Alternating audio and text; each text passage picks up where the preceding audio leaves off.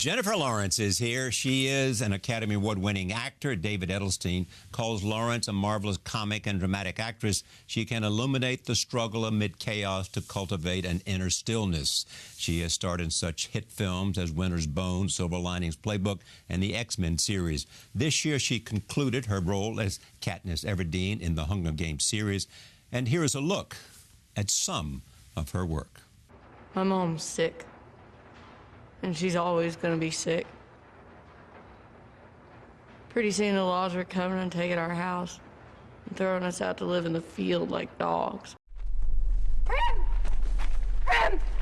I volunteer! I volunteer! I volunteer as tribute. I believe we have a volunteer. Mr. Mayor? You need to get out of here. You need to get out of here. No. Go find Mom. No! You are afraid to be alive. You are afraid to live. You're a hypocrite. You're a conformist. You're a liar. I opened up to you and you judged me. You're an asshole. You're an asshole. Get off me. Get off. You're harassing me. He's harassing me. I'm afraid I do, son.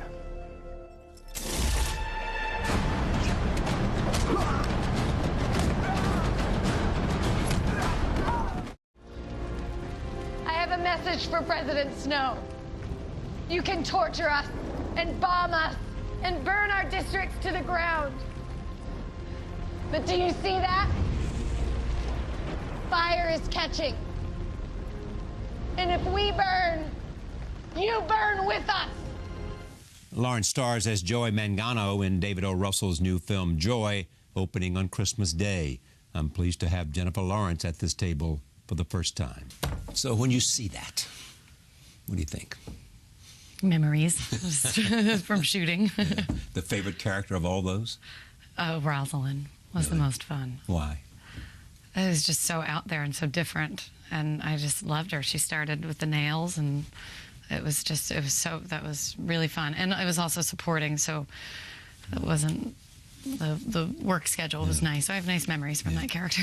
What's interesting about this is that you are the female lead of this film.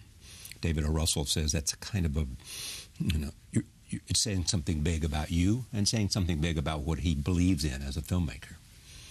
Did you feel a responsibility? Yeah, I mean, I feel a responsibility anyway, but, there's logistical responsibilities that come with it, leading a big movie. You got to be on time, you got to work hard and work long hours. No, it's not, but it is a responsibility. All of this with no acting classes. Yeah. What does that say? You can learn without going to acting school? I can learn. Well, I mean, I've had amazing directors. I've been very fortunate to have unbelievable directors, but I don't know. I've always loved it. But what is it, you think, about you? I mean, this has been a remarkable journey from certainly one of the most highly paid actors, if not the most highly paid actor in the world. Extraordinary reviews and people talking about you. I mean, here is Donald Sutherland said, "How brilliant that child, Jennifer Lawrence. I said to somebody earlier today, change your name to Jennifer Lawrence Olivier. Be done with it. Just get the Jennifer away and call her Sir." David O. Russell, this is what he said to me last night at this table as we tape for a future broadcast. Roll tape. I've watched Jennifer grow up since we first met her on Silver Linings Playbook. She walked on as a 20-year-old girl who was not famous. She asked these two what it was like to be famous. Hunger Games had not come out yet. Yeah. And I've watched her have to deal with an enormous amount of attention and all sorts of things and remain true to herself and find her voice of power and dignity. I watched her buy her own house for the first time and unpack her boxes. And I've seen her learn to conduct herself and protect herself. And while still being true to herself, that takes a certain power. And she made herself starting at 14. So, to me, in the way the movie's about Jennifer as well.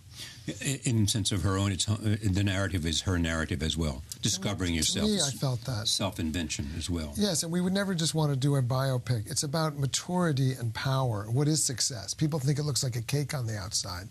Well, what really is inside of it is a struggle. It's an enormous struggle that never ends and is filled with heartbreak. So what is the emotion joy? I ask that question as a filmmaker. I have to make sure there's enough for me to come to my collaborators and say, this is worthy of your time. It's worthy of you. Jennifer, she says, I'll do it if you do it. I say, we'll do it if we can do these ambitions. He's nice. He's more than nice. He understands you, doesn't he? Yeah, I understand him. We have, probably one of the most, if not the most, other than family, important relationship in my life. What is it about the relationship? There's an understanding. We both love cinema, and we understand each other so well that I feel like both of us can be. I can attest to him giving me my greatest performances. He can push me and pull things out of me that I didn't even know were there, so I can be my absolute best with him, and hopefully I can inspire him to want to keep. I don't know.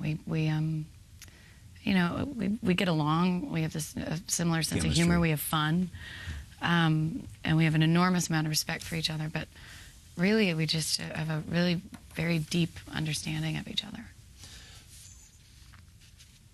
He talks about the growth and the reinvention. I mean, do you see that? Do you see that, in a sense, you've been in control of your life and you've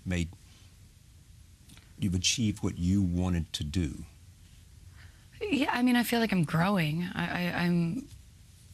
I've achieved more than I ever thought was possible.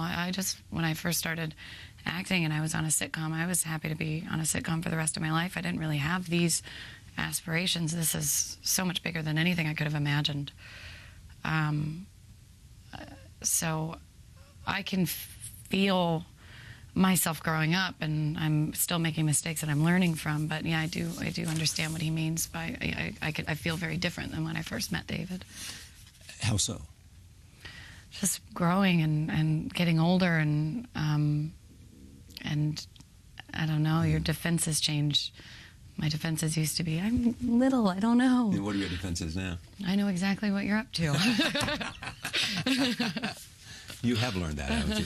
I hope it's a work in progress. So where does this take you? I mean, do you feel like this is the best time of your life that you have come to after all of this, in terms of franchise series that you've done so well in, Hunger Games and X-Men, in terms of getting able to play roles with Robert De Niro and Bradley Cooper and Eddie Ramirez and a range of men and women who have proven talents? I mean, this must be, for you, a remarkable time to say, yeah, wow. Yes. As an actor, I don't really feel like there's anything I have the right to wish for anymore. Do you understand talent? I mean, do you understand why you? What was it about Jennifer that enabled her to achieve this remarkable growth? I don't know. I don't have the answer to that. I've been so fortunate. It's so giant that I don't feel like I could ever take credit for it or even really fully compute it. How is Joy as a different character for you? Because she stretches over decades. Joy's a different side to David and I. We were saying we're growing up a little bit. Yeah. This is a quieter power. David says this is the first time I haven't played crazy for him. And also, it's my first time growing with a character I've grown with the Hunger Games, but each movie was different. Each year I was older. So this was the first time, it's 4 generations playing the same woman. So that was a different stretch for me. But you could understand Joy.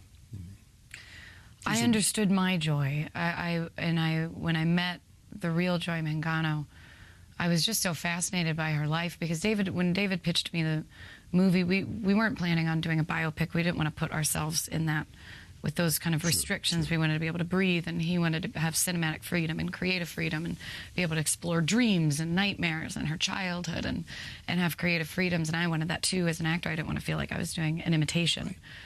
Right. But I started listening to her, obviously, when I would see her on TV. I would want to watch it or have it on in the background. And David would have these really long conversations with her, and I would read the and I would listen to them, or they'd be transcribed, and I would read them. And her life is so fascinating. And when I met her, she has such a unique energy and personality, because she's very sweet. She doesn't have any airs. She's very friendly and fun and funny, but she's also very quietly powerful. Has such a deep patience, and that was really inspiring for me. But you have the same thing. Well, thank you. But you know that. I mean, listen to some of the things you said once. I could try to plan everything, and I have, of course, because I'm controlling, but I watch my career take shape, and I love what it's done. I never could have designed it in a million years. That's true. But there is a sense of wanting to shape and develop. Of course. Yeah. And that's the scariest part of my job, is the gamble of reading a script.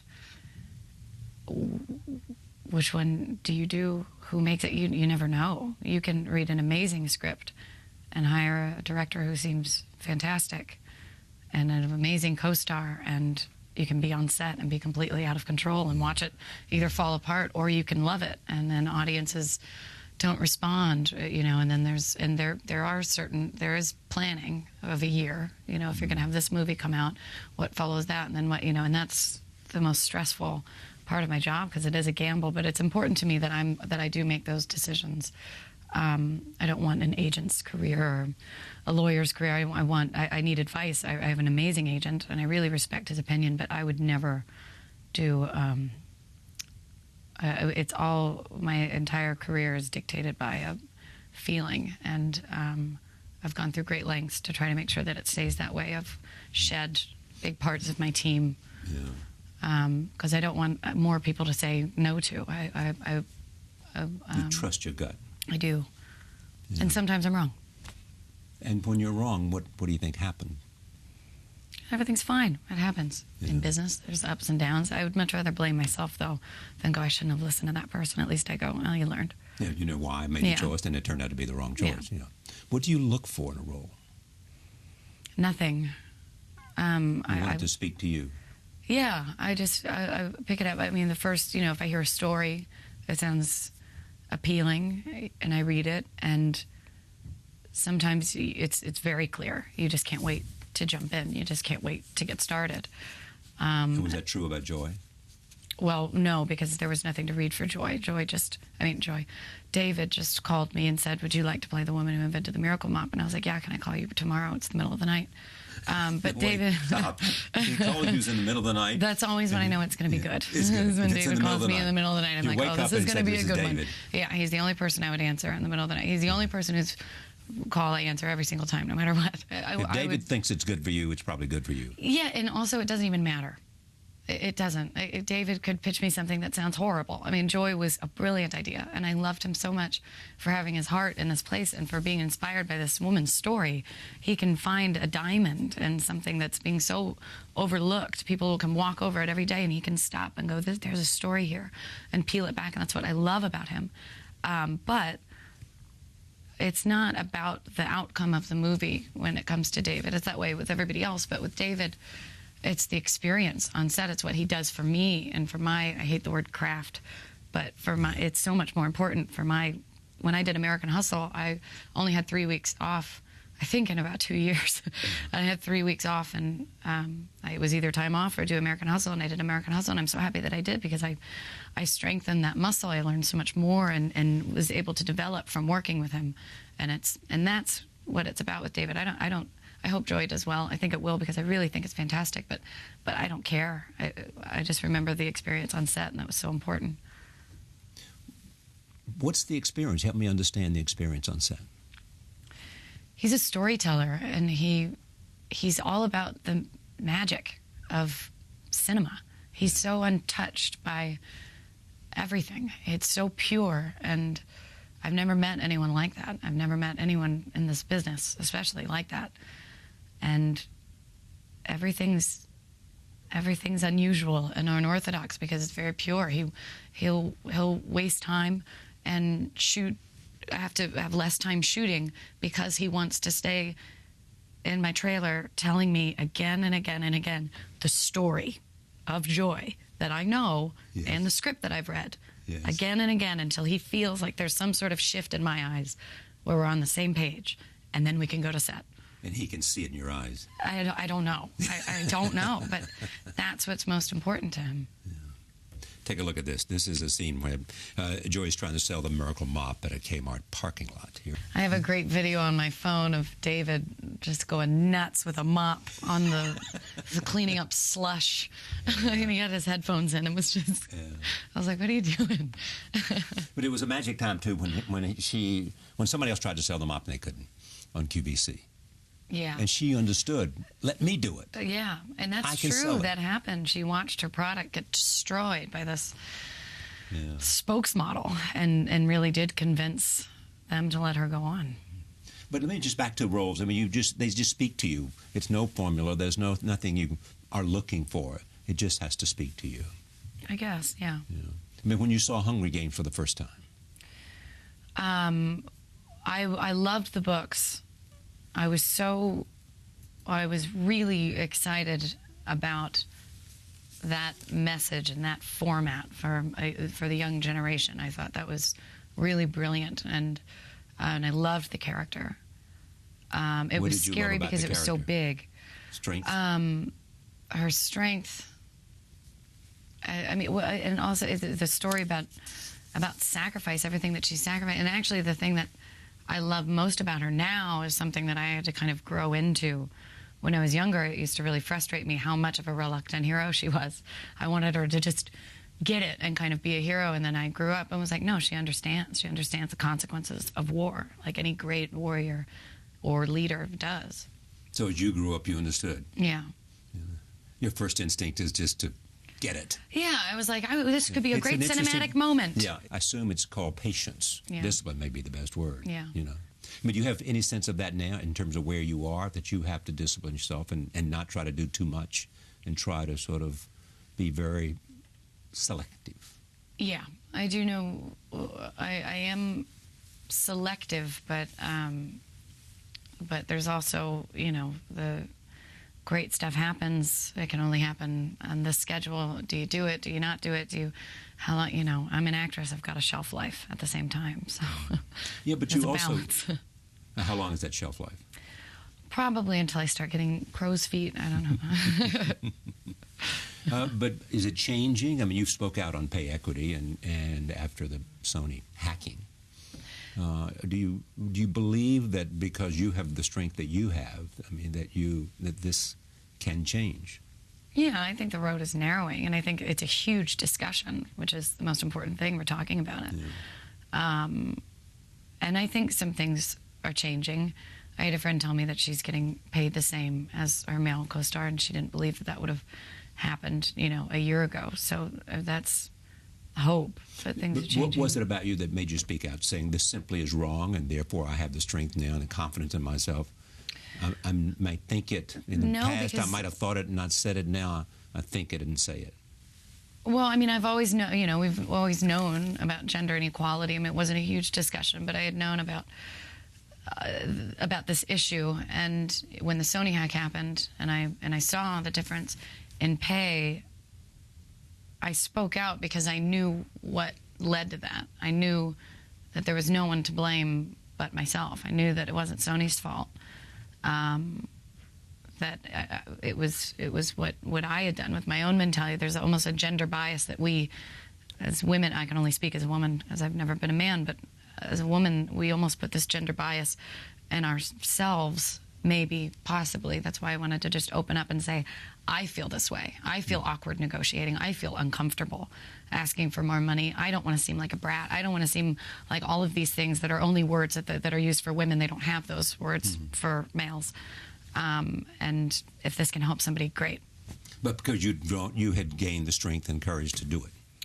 Yeah, I think I've grown. It's been an awkward process because I'm growing up a little bit in the spotlight. So I used to just keep my mouth shut, about everything, because my job depends on everyone going to see my movies, not just people who agree with my opinions. And people don't really like opinionated actors and any celebrities. So it's scary to do it because you know that you could be losing friends or box office tickets. Yes. But as I get older and I learn more, and I have opinions, I go, yeah, but I don't have. I have just as much of a right to speak. And with something like that, was something that's so clearly unfair. If I don't use my voice for women who don't have a voice, then what's the point? Are there other political issues like that garner your focus? Yeah, I mean, I'm very politically opinionated, but it's, I don't know. I'm still in the growing process, so I don't. Maybe in a year, or I don't know when it'll have. I'll go yes, and I'm ready to speak about it, or I'll go no. You know what? I can have my opinion. Freedom of speech is slightly different for celebrities because we have the freedom to say it, but we've got a lot more power behind it. There's a lot more people that will hear it. So I just, before I ever speak, I want to make sure that it's fair. I don't know. It's a growing process. I'm still suffering from growing pains in the press of, should I say that? Should I not say that? I don't know. You want to direct? And you are going to direct. I do want to direct. I'm not ready yet. I didn't mean for that to break. That was the first time I've actually ever surprised myself when my publicist said that I said that. I was like, I did? Yes. I never meant to actually say that. But you do, but it's but not I did. now. I do want to. I never wanted to really speak about it, and I kind of would just want to do it, especially if I'm bad at it. I wouldn't want to be like, I'm going to direct, and then suck. That would be embarrassing. Yeah. I don't feel ready right now. But I've wanted to direct since I was 16, so I've tried to soak up like a sponge with every director, and I've been so fortunate. You I've worked talked with to such Jodie about it when you were working great with directors. her. Yeah, I did, and she was really helpful and very sweet, and she was also a real comfort because she's a very real, normal person. She's not jaded but nice. She's just a very nice, normal person, and that was comforting because you don't know when you're getting into this. Everybody seems so weird. You're like, am I going to end up weird? How will I not end up weird? Do most of the people you know end up weird? I've got a really good group. There's Hollywood is so small, and it's such a small bit that everybody, it's like high school. Yeah. And so when you find people that aren't weirdos, you really cling to each other. But you've also had great friendships with actors. Yeah. I mean, I've always gotten along with all of my co-stars. Been really lucky with that. When did the acting bug bite you? When I was 14. What happened? I read a script. Somebody had taken my picture in Union Square randomly, and I ended up at some audition, and then I went home with a script, and I read it, and it was just... Spoke to you. It did, yeah. And you said, I've got to be this, I've got to do this. Yeah, and I just knew. I really just knew. It's the most bizarre thing when I think about it now, because it was. I mean, it could have just been the stubbornness of a 14-year-old, but I think back to that. It was a bizarre time being a 14-year-old trying to tell my parents I'm moving from Kentucky to New York, and I know that it's going to work out, and I really did. It was bizarre. Had you been to New York before? Yeah, but my mother and I went on spring break for a week, and that's when I got discovered and read the script, and then I talked about it every day until I eventually left. But do you know what it was? Was it just, you could just feel that this is the way I'd like to spend my time? This is something worth me. It was a big, overwhelming feeling of a weird, this is what I meant to do, but there was also just such a comfort in understanding it. I felt I wasn't a bad student because my parents would have grounded me, but I wasn't very good in school. I wasn't. Yeah, I guess I just didn't. Or I'm just not good at learning that way. I remember looking around at a math class and being like, "Are you guys getting this?" Yeah. And I remember reading that and going, "I understand this. I'm not." And when I started, as soon as I moved away, I thought I was, I was like, I'm not actually dumb. Yeah, but I'm just not a good student. That's a big difference. Yeah, and some people can take tests and others can't. I cannot take a test. There's a range of that. I also can't audition. You can't audition? No, I think I'm terrible at it. Why not? Because it doesn't feel like acting to me. It feels like they just throw pages at you and they're like, act. It's weird. Where do you, so how did you become good? Working with directors and practice. Practice and taking growing. it seriously. Yeah. Everything about you says to me, everything I know and watching you and listening to you, says to me someone who has an intuitive sense of how to move forward. Thank you. Does that resonate with you? Yeah. I guess. Yeah. I mean, an uncommon sense of where I am for when you were 14. I mean, that requires some quality to be able to say, this is what I want to do, and I'm actually going to move by mother. I'm dad, and I'm going to New York City. Yeah. I've always had a very strong sense of once I want it, get it done. It won't leave my mind until it's just done. So I end up doing things very quickly and aggressively. I mean, even reading, if I decide I'm going to read a book, I won't stop reading it until I close it. So you'll read 600 pages at one sitting. I'll walk and read. I'm very good at walking and reading. What are you reading? Right now I'm reading a book called Women in Nature. It's interesting. What's it about? Women in nature. But it's about women in nature. It's by Melanie Griffin, and she. Thank God, I hope I didn't get that wrong. And she's kind of explaining in a very professorial. Is that even a word? Yes, Did I just make that up? Yes, professorial. Professorial way of why. Not even in a preachy feminist way. It is feminist, but just kind of this has been our place, and this is why. And compares it to nature. And are you one of those people who clearly, in every attitude and every feeling you have, are feminist but don't want to talk about labels? I used to be afraid of labels, but I'm not afraid of feminism. I don't think. I think the idea of being afraid to say I'm a feminist. Being a feminist means you feel that men and women are equal. Exactly. Why on earth would you feel odd saying that? Yeah. There is no reason. No. Yeah. When Winter's Bone came, how old were you? 18. We just saw that. Was that a turning point? When you look back, where have been the turning points? Winter's Bone was definitely a career turning point, but also, like I said, I'm growing with acting. So I felt like I was getting. I remember really feeling like I'm. So yeah, that was a big turning point. I felt more harnessed. I don't know. That was a turning point. Silver Linings Playbook was clearly a turning point. That's where I met David, who changed my life. I won the Academy Award, which changed my life. And Hunger Games, definitely, was a turning point. And when you're on set with Robert De Niro, is that a learning experience? Yeah, but Playing also your father. It's at the same time, it's like yes, and I'm so aware of he's a legend, but he's also just Bob.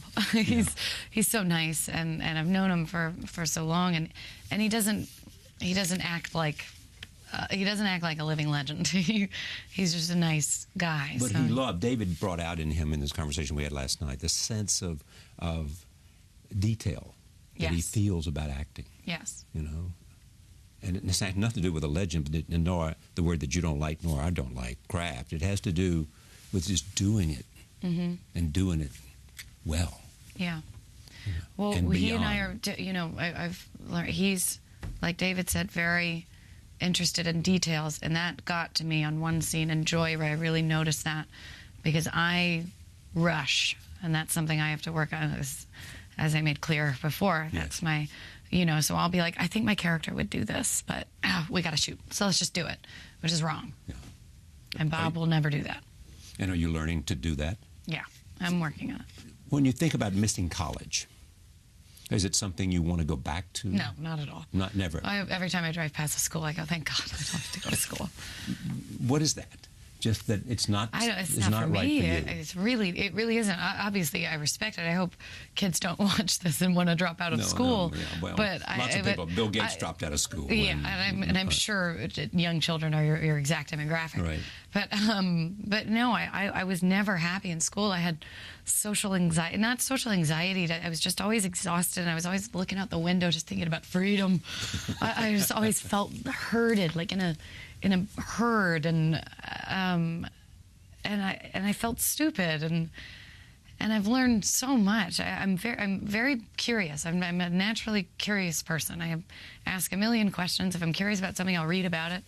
If I want to learn, and not wanting to be in school has nothing to do with me not wanting to learn. I love learning. I just don't like learning sitting in a room reading about it. Well, I guess I'll read about it in my room. But that's different.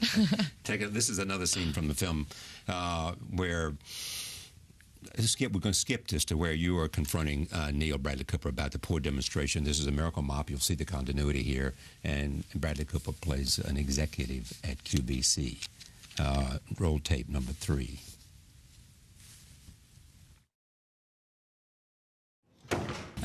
So tell me that scene, you in that scene, as an actress.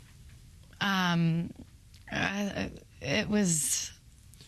You were pissed and you want to walk in there and I was and pissed. tell Bradley who had misled you. Yeah. He, you know, she put everything. She trusted this person, and then when it didn't work out, when the whole floor fell beneath her, and she made 50,000 mops, and she did everything that was, and his mistake ruined all of it. She was angry, but she also had a goal. She also had an objective. So it wasn't about going out and being. Did she have greatness in her all along? I mean, she knew somewhere deep inside of her that she was special. Yeah, and that's David. That's why it was so important for David to include her childhood, because she had this magic when she was young that nobody could take away from her, and she lost that for 17 years. And then she found it again. Through marriage and job and all that. Yeah, just from burying your own desires. You know, she forfeit her life. It just, for the people who she loves. And that's why there's a scene when I tuck my children in and then I say, I feel like I'm in a prison. At first I felt really wrong saying that because I thought it didn't make me sound like a very good mother. And that worried me. But when I watch it, I think it's great because... Of course she loves her family, and she gladly put things aside to raise children, to be a good wife, but that doesn't mean that she has her own wants and desires. But family's everything for David O. Russell. I mean, it's central here. Yeah. This is about family. Yeah. Relationship between a daughter and a father. But David also has... Former husband. Has a creation and a gift inside him that takes him months and months away from his family that he has to fulfill. And I understand that feeling. What's the feeling? I love my family, and I believe I'll be a mother one day, and I'll love my children. But there's an entirely different. I always say there's a part of my heart, a part of my brain, that belongs solely to David O. Russell, and that's the creative, the acting, whatever we want to call it. That part of me. Whether I'm working with David or not, it's always there, and I always have to have it. It was yours, and he helped you find it. Yeah. That's a wonderful thing to be able to say. It really is. Yeah. I mean, if you can be impacted by someone and be so trusting, and have them change your life and give you power to live and to be all that you can. He was my Barry Dillard. He was your Barry Dillard. You mean everybody needs a Barry Dillard, and he was yours? He was mine. So where does it go from here for you? I mean, how do you change anything, or do you simply keep growing? I keep growing. I would love to be able to find a way to build and keep growing forward career-wise and be able to control the celebrity side of things. That's always a stress of you just can't control it. And I hate being in tabloids. I hate being in press, which fortunately I'm not too much, but it's a whole different animal. Is anything about how you have experienced this surprise you? In other words, what you have gone through in terms of gaining command of your talent, in terms of the enormous financial success, in terms of whatever power you have to influence cinema. Does anything, in learning all that, is anything about you that surprises you in that discovery? I mean, because here, the interesting thing for me to talk to you, and what makes you so fascinating, is the talent that you see on the screen. But at the same time, there is a certain innocence, and yet a certain power, and it seems to me that it's both artist and also business. Oh, thank you. But do you believe that? Yes, am I right? I've worked very hard to make that. To make it just that. To make that true, so thank you. Yeah. That it's both that. Thank you, because without gaining some sort of control over the business, I lose some control over the creative. which is most important. So And the more you control the business, the more you can give flower to the creative. Exactly. Or give wings to the creative. Yeah. So I used to stay out of it. I don't care. I don't want to. I'm an artist. I don't need it, you know. But this is my business now, and it's my, you know, it is important. If my agent always says I'm his only client that ever calls him back as soon as because it's my business, and I respect my business. Your agent says you're the only client that calls him back to say immediately.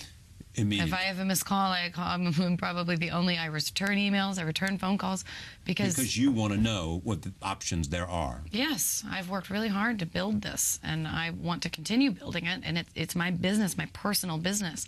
So I don't understand how people do slack. I don't either, and I'm 100 years older than you are.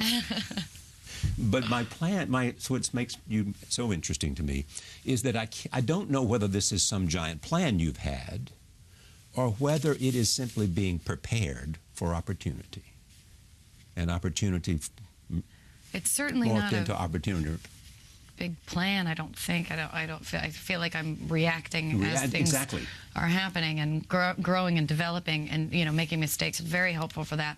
But also having in mind, this is important for growing up, is having in mind who you want to be. I want to be the kind of person who will say that thing that's really hard to say, that's really awkward and really difficult. You want to have the strength. One day I want to be able to just say it and not make a joke and not try to make it cute, but to just say it.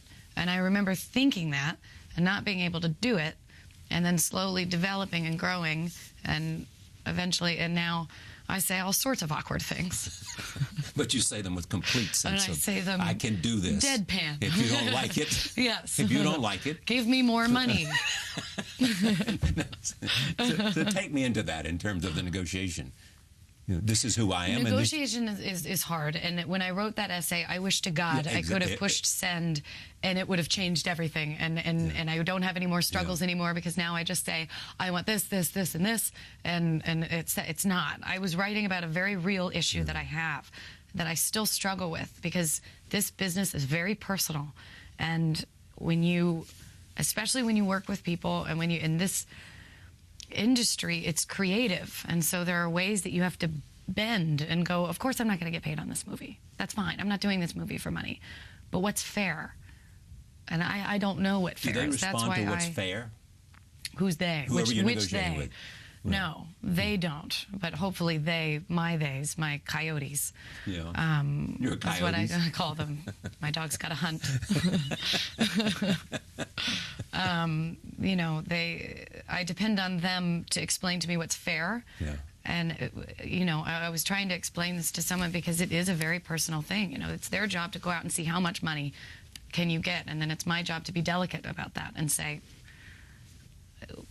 but let's go in this way. We don't want to go into demand. We don't want to suffer from this. We don't want to burn this bridge. We don't want to, there's a whole, and I'm learning, and it's hard, and I'm not good at it. I'm definitely not good at it yet. I'm trying very hard to learn about the business part, so that I do have more control, because it's confusing and it's tricky, because you want to do passion projects. Yeah, exactly. And say, I don't care. You can pay me whatever you want, but you don't want to sign a dotted line if there's a question in your head whether or not the deal is fair.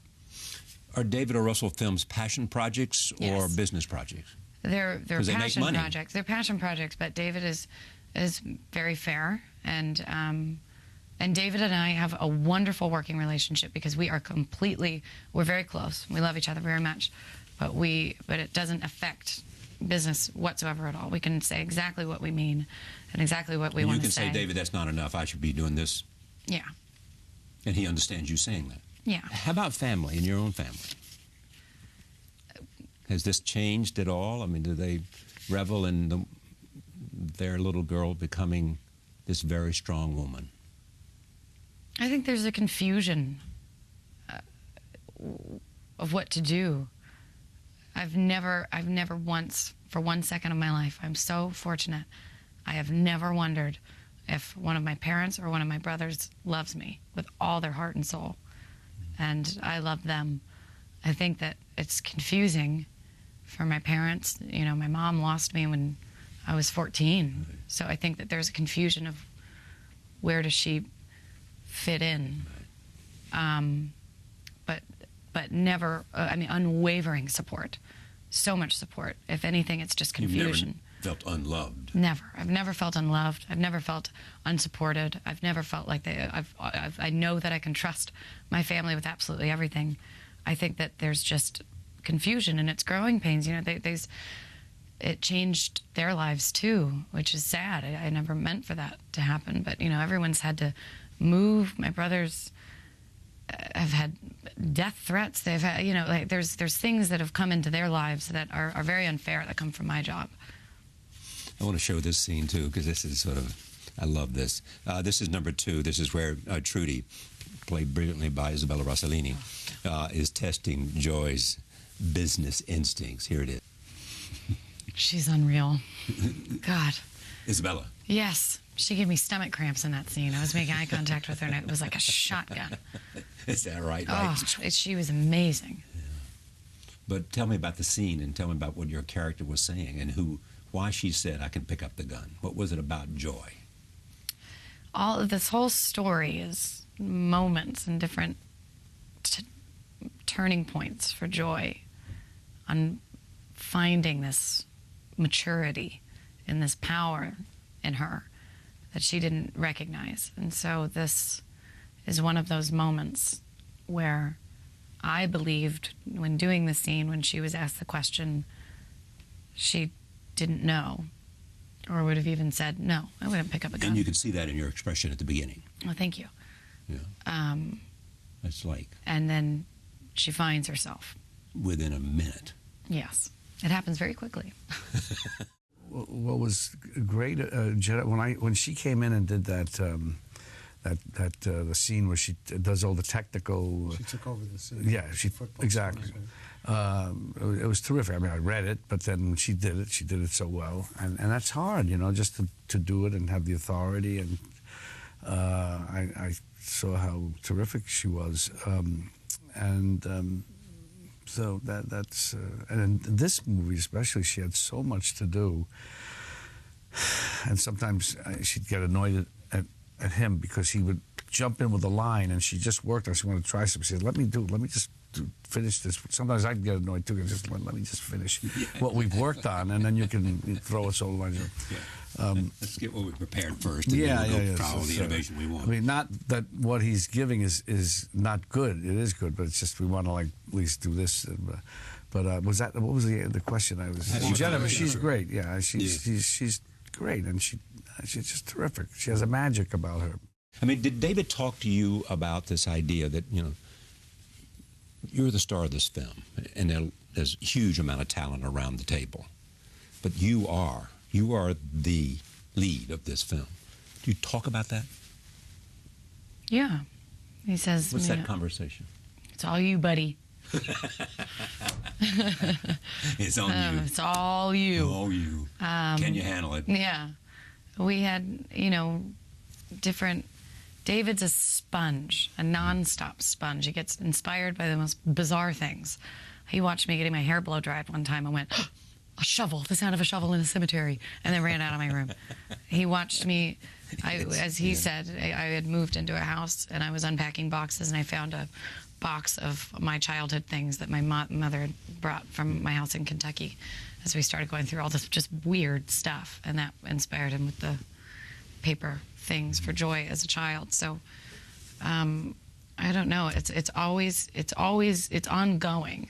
Even now, I mean, he's going to be writing something and he's got an idea of something now, but, you know, I'll tell him a story about my family in Italy and he'll go, that's a movie. And then he's always going. So, I mean, I'm thinking about in movie history, has there been a relationship like that between you and David? Does anybody come and say, you know, it's exactly the way it was? Yes, and they're very good, great, classic film names that I cannot remember. Nor me. Because David is always the one that says them, and I'm always the one that nods next to him, and I'm like, yeah. But it's growing together, isn't it? Yeah. I mean, you're both feeding off of each other and growing together. Yeah. Which character of all the characters, is it Joy, or is it Katniss, is it Ree, who is it that you found most connected to? I mean, connected is a tricky word, okay, because... choose the right word. Well, it's Tiffany? It's fun. With Ree Dolly, it was speaking in that accent took me to a completely different place, and it was so easy and so, I don't know, so centering. As soon as I could find her immediately. With Tiffany, I never found her, ever. You never found her? I never knew what I was doing.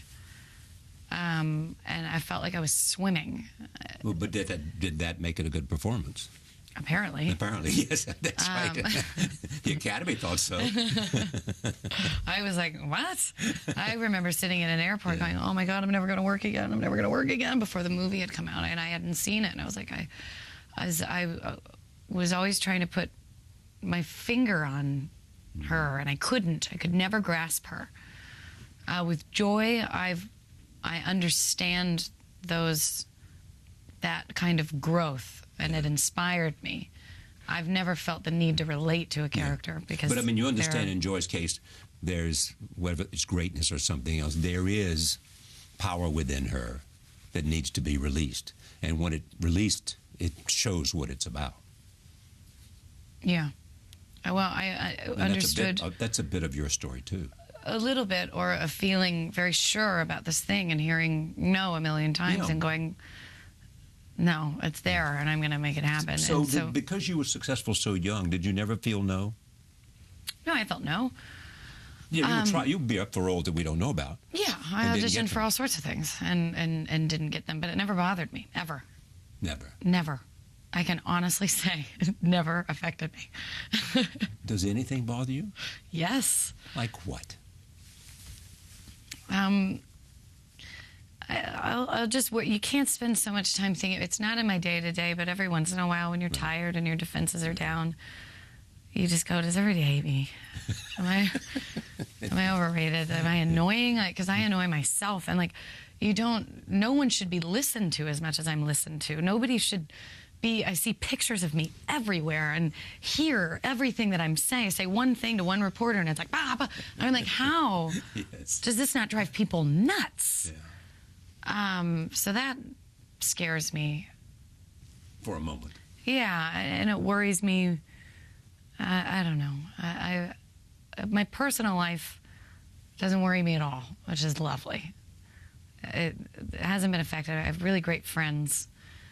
Who wouldn't want to be Jennifer Lawrence? Somebody with a low threshold for anxiety.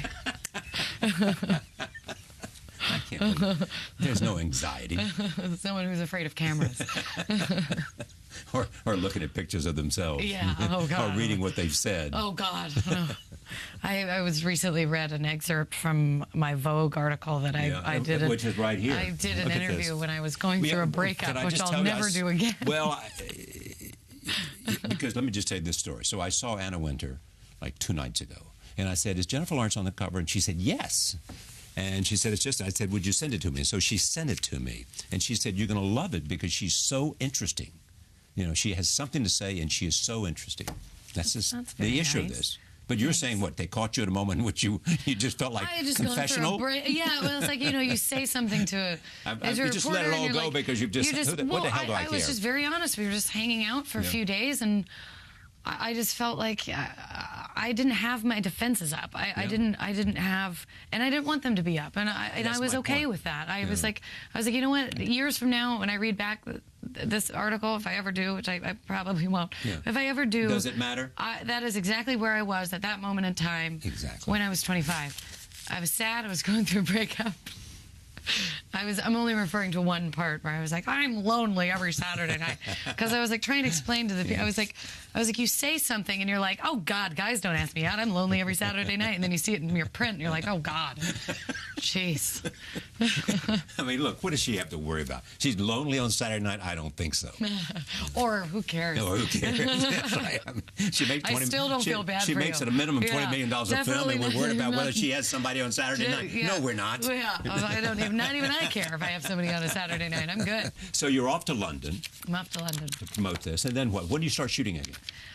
I start shooting after the new year. what do you start shooting? Well, I'm going to finish a movie. I'm doing a space movie right now with Chris Pratt. This is right. Passengers. Yeah. And I read about that, and they expect it'll do well because Europe is all excited about this. Oh, Europe is excited. That's what I heard. Well, that's they so like exciting. space travel. Oh, they do? That's what I heard. I never knew that about Europe. Well, there you go. You learn something about Europe every day. Thank God I could teach you something in this Yeah. day. Thank you for coming. Thank you very much for It's a pleasure to having have me. you here. Thank you. The performances speak for themselves, and Joy is a great film because, first of all, it's an American story, you know, and it's about family. And I mean, what kind of family do you have in which your ex-husband and your father are living in the basement True. with a little curtain separating them? Right there. Yeah. You know. Thank you so much. Much success. Thank you. Jennifer Lawrence for the Hour. Thank you for joining us. See you next time.